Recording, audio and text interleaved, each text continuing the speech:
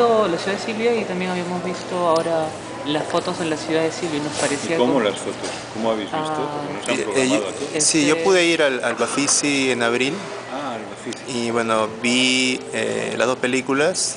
La idea era un poco cómo he podido tratar el mismo tema como dos veces, uno a través del documental y otro a través de la ficción. Pues, Las dos son dos ficciones, ¿eh? Habría Dos. que decir, sí. Pero bueno, yo siempre busco la manera de sortear lo que llamo la tiranía del guión de dramáticos, ¿no? Porque para hacer una película hay que armar un guión para presentar a las televisiones, a los ministerios. Y a mí me gusta mucho que la nutrición de una película venga dada no solo por la experiencia literaria, ¿no? En ese caso yo empecé con el trabajo fotográfico, fotografiando fugitivas en distintas ciudades. Sí. Es decir que la relación entre las dos películas es curioso, porque no es como se podría pensar una película que actúa como esbozo de la otra, son dos películas independientes. Sin embargo, si que hacer en la ciudad de Silvia surge, es una reflexión después de haber hecho esas fotos, de haber organizado esas fotos, ¿no? Es decir, que los motivos, las ideas para hacer en la ciudad de Silvia surgen de una experiencia fotográfica. claro, porque muchos de los elementos, digamos, los detalles de la ciudad de Silvia están explicados en el otro trabajo, ¿no? Claro, o se origina, ¿no? Los rayones del Áurea, las bicicletas o la gente Claro, de caminando. alguna manera, por eso, incluso te diría que inicialmente yo no tenía la idea de mostrar unas fotos en la ciudad de Silvia.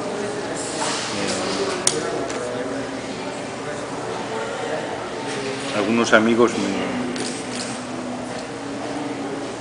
me insistieron a ese respecto y me dijeron que era una película y que se tenía que mostrar. Pero empieza como un juego, ¿no? De hecho, esta cámara, la tecnología digital, lo que me ha dado la posibilidad es de irme atrás, muy atrás, antes del cine, el precine, que es una idea que me seduce mucho, lo que llaman la fotografía secuencial. Antes de los Lumière estaba Edward Muybridge y estaba Jules-Étienne Marey, que descomponían pequeños movimientos, pequeños gestos, pequeñas acciones en una sucesión de placas fotográficas. Ese principio a mí me excita mucho, me estimula mucho, porque entre una fotografía y otra hay siempre un salto en el tiempo, es decir, una pequeña elipsis, ¿no? Es como si la película se fugara entre una foto y otra. Es el modo ideal de esbozar películas. Pensar en las películas que se escapan entre una foto y otra. Sí, siempre está buscando ese tema porque en Grandes Sombras hoy en la mañana también hablaban de que había esa búsqueda de construir el lenguaje, de buscarle el límite, no sé. Bueno, yo no soy tan intelectual o teórico como eso, como para deconstruir o teorizar. Pero sí me enigmatiza mucho la naturaleza del cine, el hecho de que el cine está hecho de muchas fotos, de fotogramas. Sí me interesa mucho el vínculo con la fotografía como generador del cine. Por eso yo creo que no tiene nada que ver los dibujos animados o el llamado cine hecho en el ordenador no tiene nada que ver para mí con el cine, ¿no? Que necesariamente pasa por la experiencia fotográfica, de reproducir algo que hay ahí. Habría que preguntarle qué es el cine para José Luis Debrín. O sea, como una definición, como Es una escritura de imágenes y de sonidos, en movimiento, a partir de fotografías, ¿no? La fotografía es una huella de luz, ¿no? Una huella de luz. La realidad ha dejado ahí plasmada una huella de luz. ¿Usted puede dividir el cine como se divide en ficción y documental? Ahora que usted es jurado de una de las secciones, ¿puede haber sido jurado de la otra sección quizás? Yo nunca divido el cine así, yo solo divido el cine entre cine bueno y cine malo. Exactamente. pero bueno, pues que se puede atender a distintas formas de enunciación, ¿no? De una manera de enunciar que se vincula más con el documental y otra con la ficción, pero no es muy relevante. Yo creo que no es muy relevante. Usted hoy habló en la charla pública del pacto ético con la realidad que establece un realizador. En Construcción y en La ciudad de Silvia, ¿vendría a haber el mismo pacto desde su lado o sería un pacto diferente? Éticamente, es diferente, claro. es diferente. En todos los casos es diferente, ¿no? Porque en Construcción la ciudad es una metáfora social de una transformación. En La ciudad de Silvia, la ciudad es un conjunto de signos que vienen a evocar a un fantasma, a la mujer ausente.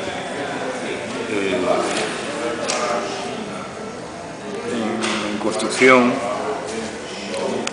al ser personas reales que viven su vida, implica una actitud distinta a la que tienes con los actores, que les puedes pedir ciertas cosas, ¿no? En Construcción yo no escribí una sola frase, es palabra captada, ¿no? Los diálogos no son míos, son de ellos. Entonces, la manera de situarte frente a eso, la decisión de decir, pues de este personaje voy a elegir esta frase y no esta otra, es un problema moral distinto al de si tú escribes unos diálogos para unos actores. Relacionado con eso, mi pregunta siguiente va orientada a la elección de los protagonistas, de los actores, porque en La ciudad de Silvia es muy importante la arquitectura. De hecho, hoy usted mencionó que había elegido Estrasburgo justamente por su distribución y por los medios de transporte y por el paisaje urbano, por llamarlo de una manera. Sí, y el movimiento sobre todo. Y el movimiento, el sobre flujo todo. del movimiento, ¿no? La ciudad más que un conjunto de edificios, en La ciudad de Silvia es un flujo de movimiento armónico hecho por tranvías, bicicletas y peatones, ¿no? Y en Construcción la noción del barrio, de la ciudad, está delegada en los rostros de los vecinos, ¿no? Así es. Y yo noto... En La ciudad de Silvia es un laberinto, es como el laberinto de los cuentos medievales que hay que superar el caballero medieval para alcanzar a la dama luminosa, ¿no? Es un poco de registro mítico. En La ciudad de Silvia, habíamos estado conversando con unos amigos, tenía como que bastantes referencias a otras películas. A nosotros se nos hacía como que... tenía cosas de Hitchcock, o sea, citas en medio, pero hoy día en la mañana, cuando estaba en la conferencia, decía más bien el cine de Hitchcock o la forma de producción de Hitchcock no le interesaba, ¿no? Esta cuestión no, del arnés. no, Entonces, me interesa mucho. ¿cuál es, por dónde van esas citas en la película? ¿O qué otras citas son las que le gustan poner en la película? No me gusta la idea de poner citas como algo añadido. Yo sí diría que Hitchcock y Vértigo en particular, Sí, Vértigo. ¿no? Sí. Es una película capital, central a la hora de abordar el tema de la pasión y el fantasma femenino en la cultura occidental. Pues el nombre de esa película, Vértigo, pues, es un eslabón más que empieza con Dante, Petrarca, que es un hito en la cultura occidental esencial, ¿no? Tristán y Isolda de Wagner.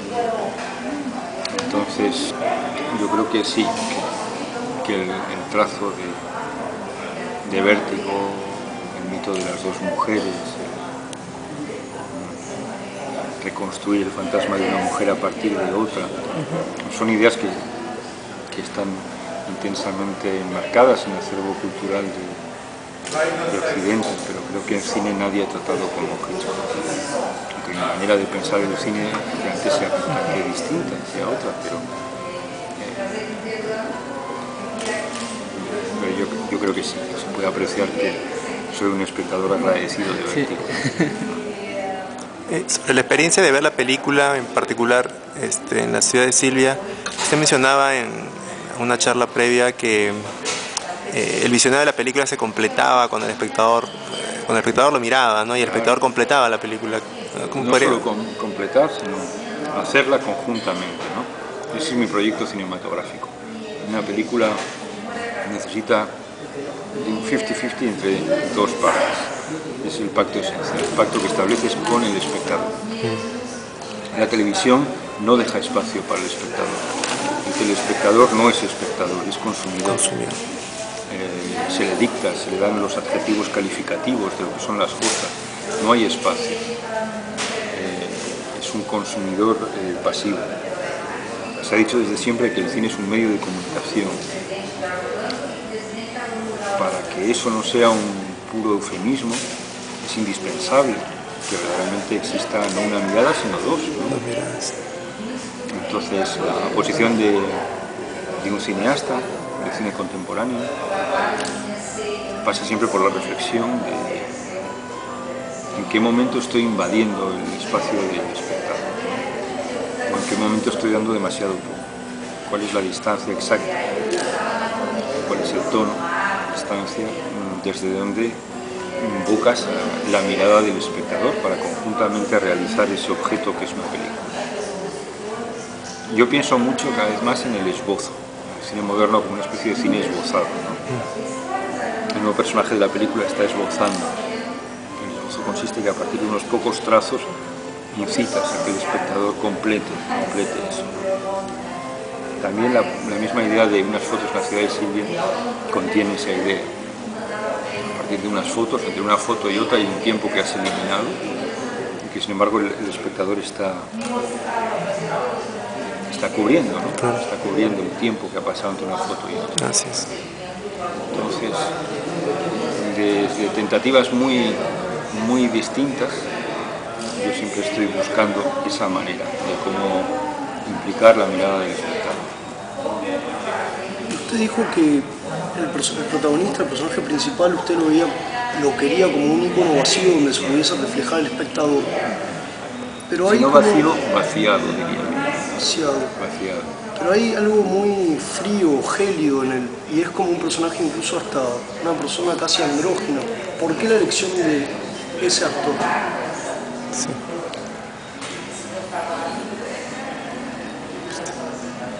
Sabe andar y mirar. Son las cosas que debe hacer. El equipo de la película estaba formado solo por mujeres, yo trabajo solo con mujeres. Y ellas me hicieron ver que era injusto que quisiera filmar un montón de mujeres hermosas y que el actor fuera feo, ¿no? A eso iba a orientar mi pregunta. Claro, Sí, Tenían razón.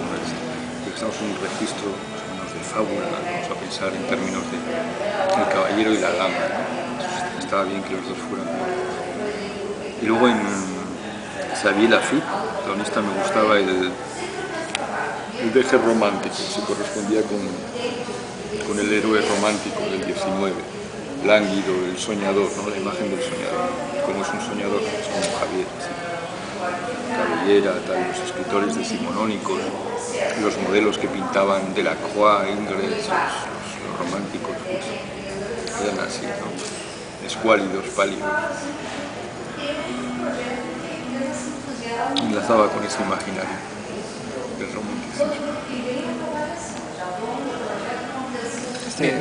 Viéndolo ahora acá con el cuaderno, con la videocámara, está saliendo a explorar un poco Lima a la manera de está persiguiendo fugitivas por... Monsieur Lafitte no tiene nada que ver conmigo, el personaje, salvo en la noción de que un cineasta, vamos, no yo, cualquier cineasta, empieza a lucubrar películas observando y fabulando a partir de lo observado, ¿no? Es decir, de la secuencia de la terraza, que es medular en ese sentido, nos representa la vida que el cineasta observa y empieza a fabular sobre los rostros. Y normalmente las películas se generan así. Eso sí, también apunto con mi cuaderno y mi camarita.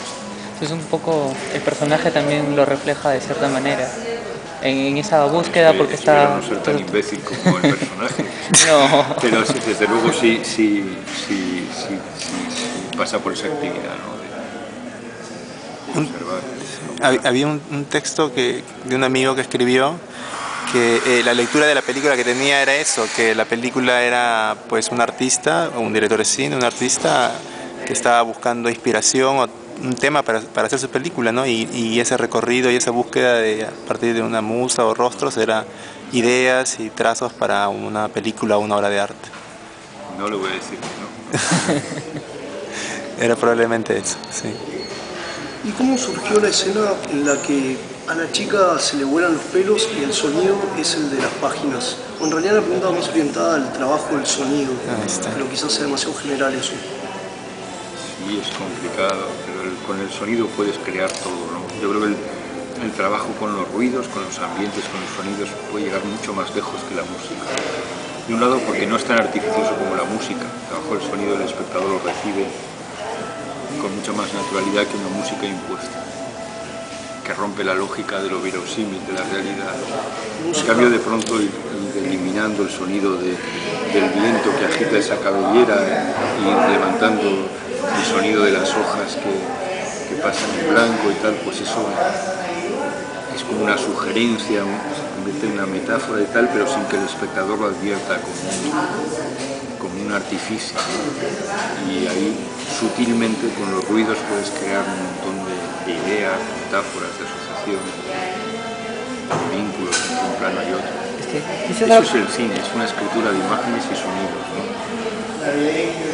Quisiera saber cómo fue ese planteamiento sonoro, o sea, cómo fue, o sea, qué es lo que usted pensó a la hora de hacer la maqueta sonora y cómo fue el trabajo en ejecución, o sea, más postproducción o más sonido directo. Bueno, yo empiezo siempre mis películas tomando sonidos, ¿no? Antes de empezar a rodar me gusta tener una pequeña descripción acústica del lugar en el que voy a rodar. Me gusta mucho que siempre que viajo lo hago, tomo notas en mi cuaderno de los sonidos que definen el lugar, los espacios, los climas. Hay a veces ideas sonoras que pues, esto es bonito que se repita esta idea sonora porque se establece una asociación entre esta escena y esta otra, si escuchamos el mismo sonido sonoro. Aquí voy a escribir las distancias haciendo que se escuche en último término muy lejano una fuente sonora que hemos escuchado en primer término. Creas también una idea espacial de una ciudad con los sonidos. Entonces, durante el rodaje, la sonidista tiene el encargo siempre de tomar muchas tomas sonoras de muchos elementos, ¿no? Entonces, si estamos rodando aquí esta escena, en el momento de hacer el plano vamos a grabar lo más limpio posible las palabras, porque son asincrónicas. Luego querré tener una toma de sonido solo del ambiente de esas voces, otro sonido solo del obturador de la cámara, otro sonido del ambiente de fondo de ahí. Entonces, al tener muchos planos sonoros en el montaje, tengo muchas opciones de crear, ¿no? El sonido. Pues, vamos a ir apagando la conversación y dando más fuerza a esto y creando movimientos internos con el sonido, ¿no?